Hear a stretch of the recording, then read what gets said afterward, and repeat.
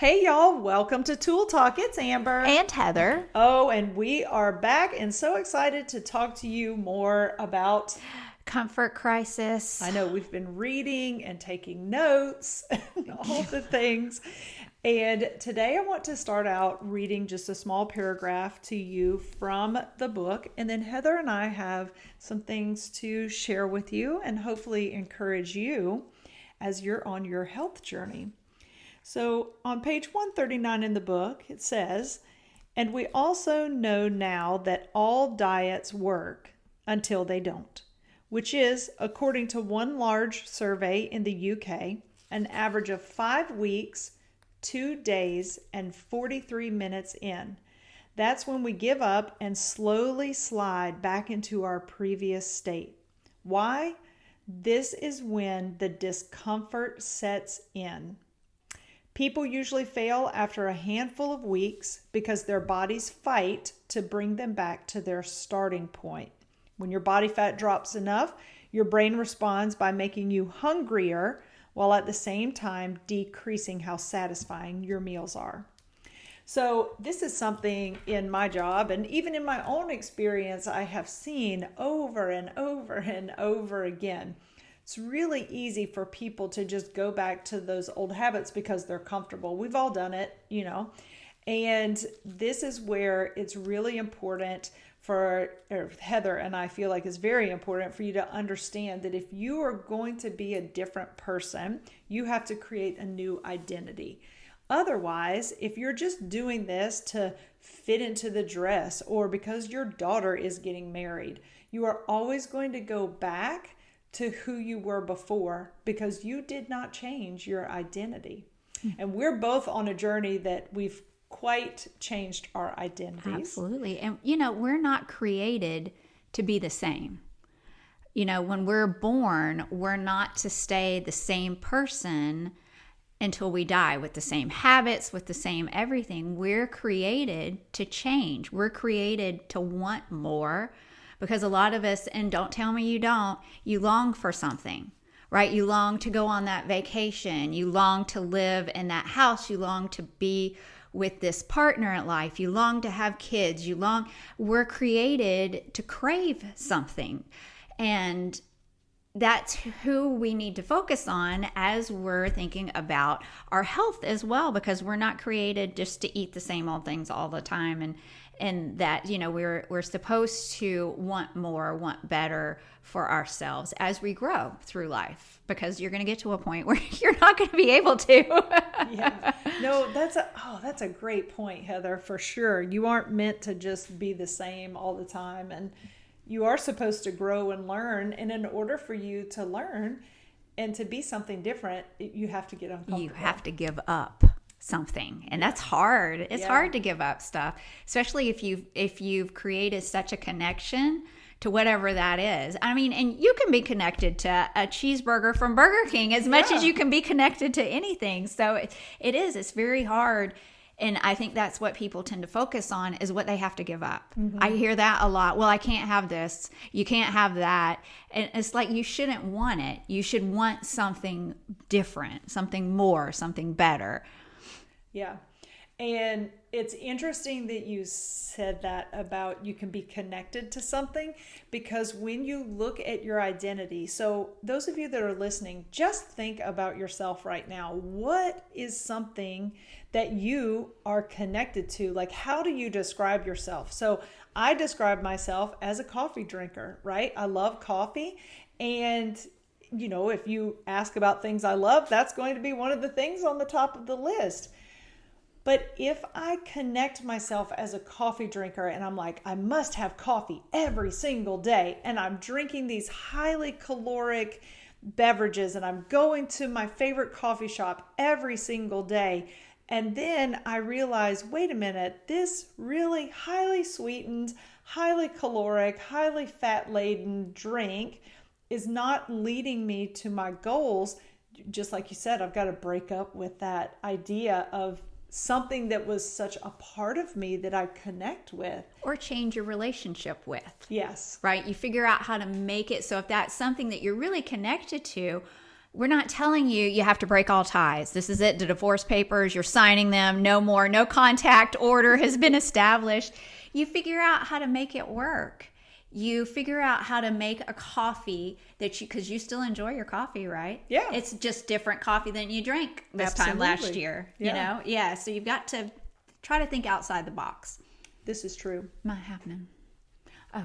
And now that leads me to the whole thing about creating a new identity. So I do this activity with my group health coaching program. But when somebody comes in for their first time, there's a little activity they have to go through where they define their healthy persona. So those of you that are listening, I want you to take a moment, and this might be a great episode to save and come back to when you have your notebook or however you write down your things that you want to work on. But you think about, who do I want to be?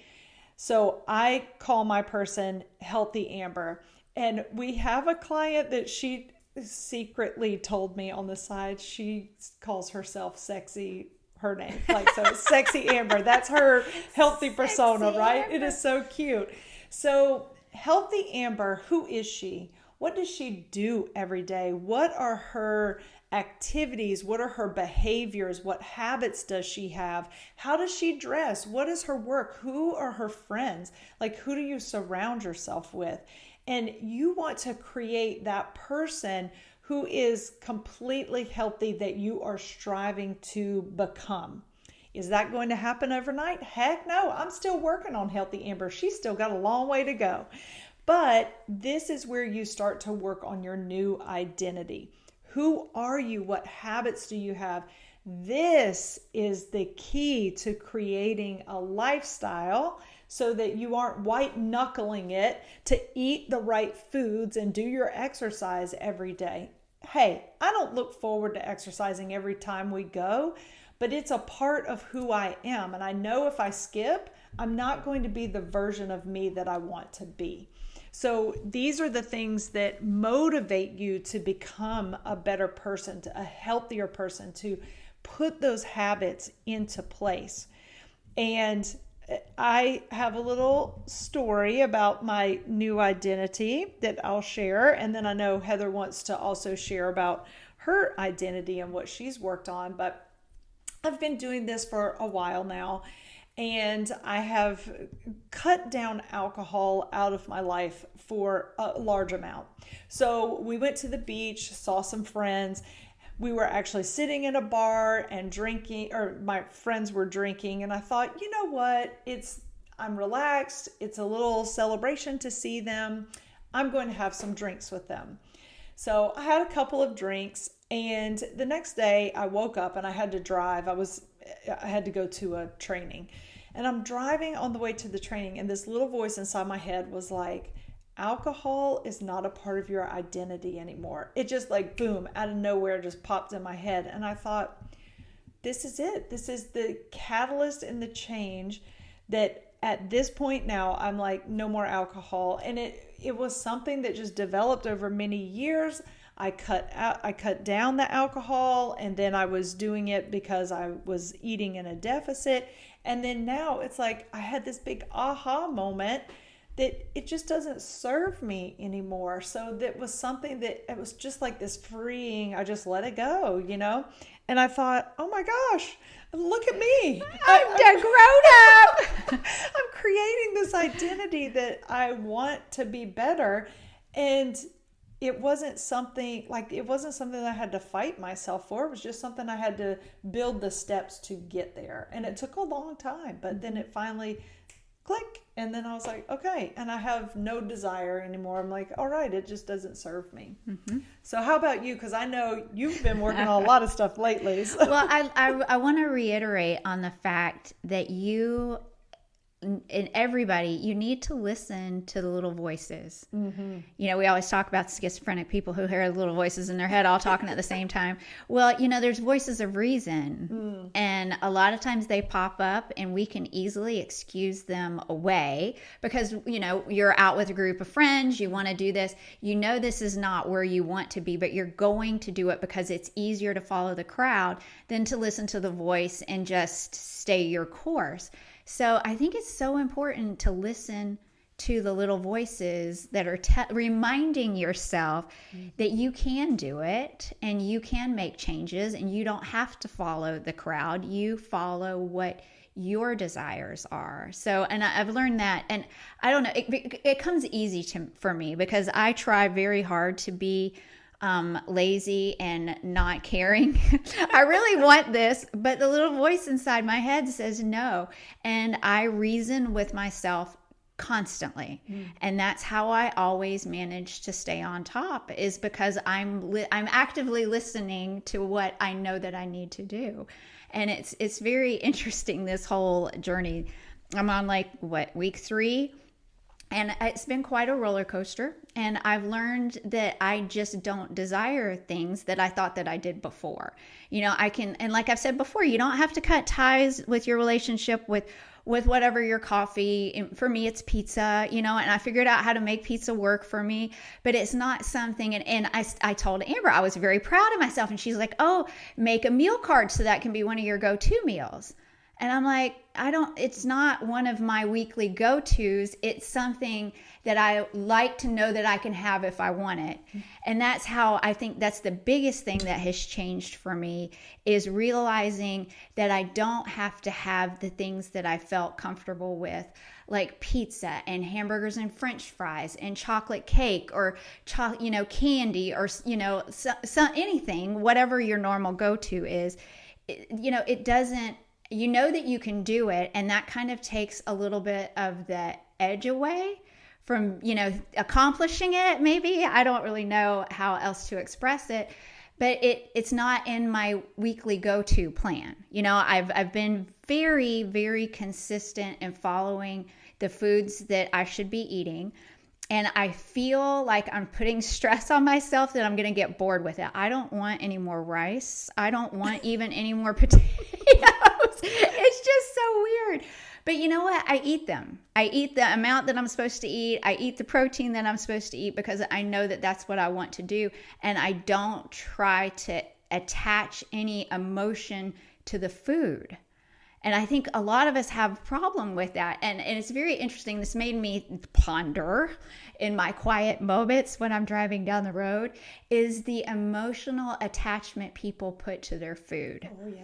So you're failing in a relationship with your husband or wife, mom, dad, sister, coworker, somewhere a person is involved that is not going well. But we know we can always go to that bag of chips and they're going to be there for us. And we know we can go to that bag of candy. We know we can go to that drink of alcohol. We know we can go to whatever it is that we have created an emotional attachment to. And I think a lot of times we don't realize that we are attached as much as we are. And the first step is to realize that you have put too much attachment to whatever it is, and that you can walk away. You can change it. You can make it vegetables instead. So, you know, for me, it's crunch. I like crunchy things. So instead of a bag of chips, I can get crunch out of like vegetables. Yeah. You know, and at first it was like, this is really stupid. I don't want this. But now it gives me the comfort because I have changed that little box into a vegetable box instead of a chip box or a pretzel or, you know, whatever. So you can still feel the emotional rush, I guess, that you get when you have stuff like that, but you're not putting anything that is not going to help you get to your goals. Yeah. That was a lot, I know. No, that's good. And you bringing up that emotional connection, this is something I learned from somebody else, and it's really interesting when you look at things. Most of us either stress eat or stress don't eat. You know, that's pretty common across the board with people, that in times of stress, food sometimes is something that we turn to. And I will never forget being told this example of, yes, there are emotional connections to food. And I want you to think about that. The example that was told to me is you baked cookies with your grandmother as a child. Yes. And so now when you smell cookies, you think of grandma. You think of your grandma, and that was somebody who loved you and cared for you. And that brings you back to a time in your life where there was love and caring and connection. Maybe your grandmother's gone, and so you miss her, and there's grief there. And so cookies for you is you might go to eat cookies, but you're doing that because of the feeling that it brings back to you, those memories that it brings back to you. And that is certainly, something that in my own life, my grandmother did bake and cook. She made fudge and chocolate covered cherries, like homemade chocolate covered cherries, which are absolutely delicious. And I made them one year for Christmas to give to people as gifts. And I was like crying while I was making them, because the smells and everything just reminded me of her. So we do have those connections and places that you like to go. I love a coffee shop. My favorite coffee shop in Ocala is Symmetry, and they know me there and they say, "Hi, Amber," when I come in, and I love the atmosphere, and I've had multiple meetings there with people that I love and cherish. And so that's a happy place for me to go. So yes, there is that emotional connection there. But I can have that happy place in a lot of places, and you were talking about step one. Step one is always going to be your awareness and admitting that, whatever it is for you. So having that awareness and being like, okay, this is an issue or a problem or what I turn to when I'm stressed.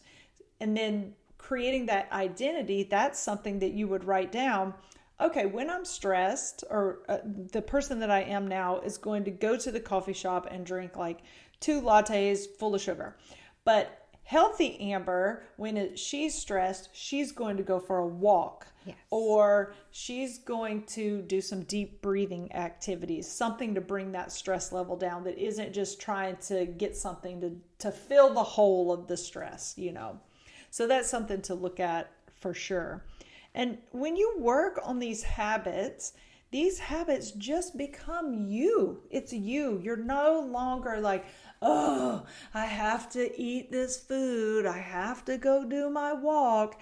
And that's a perfect example for me. I did not want to do that daily walk. I was like, I don't want to do this. And now you look forward to it. And now I look forward to it. It's a stress release time. Yes. It's our time to relax and just breathe in the outdoors and look at all of the things that are around in the world.